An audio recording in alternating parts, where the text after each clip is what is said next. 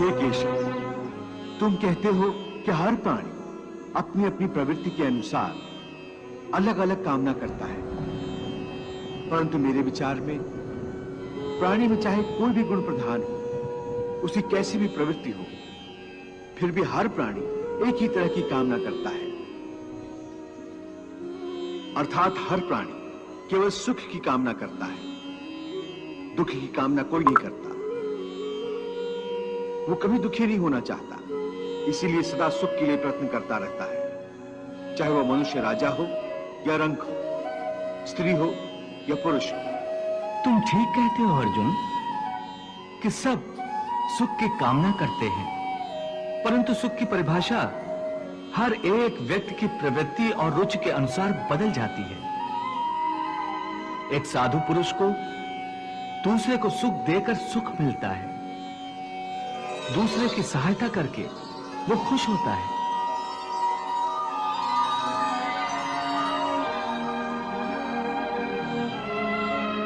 और एक नीच प्रवृत्ति वाला मनुष्य किसी को दुख देकर सुखी होता है।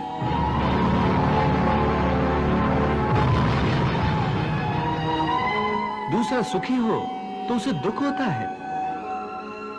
इसके लिए सुख और दुख की परिभाषा अपनी अपनी प्रवृत्ति और रुचि के अनुसार हर प्राणी के लिए अलग अलग है। वैसे भी क्या किसी को स्थायी सुख प्राप्त होता है? नहीं होता। ना सुख स्थायी है, ना दुख स्थायी है। परंतु हे केशव, क्या सुख स्थायी नहीं हो सकता? सुख स्थायी कैसे हो सकता है पार्थ? ये संसार तो परिवर्तनशील है, यहां हर क्षण परिवर्तन होता रहता है पार्थ। परिवर्तन तो प्रकृति का नियम है, यहां कोई भी वस्तु स्थायी नहीं होती।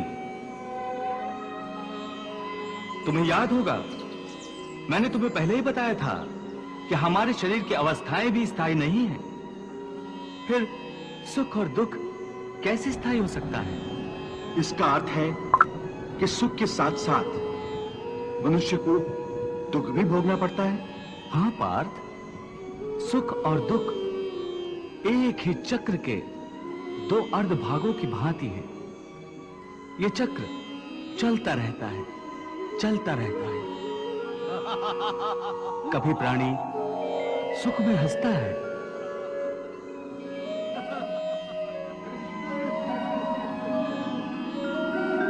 वही प्राणी दुख में रोता और बिलखता है।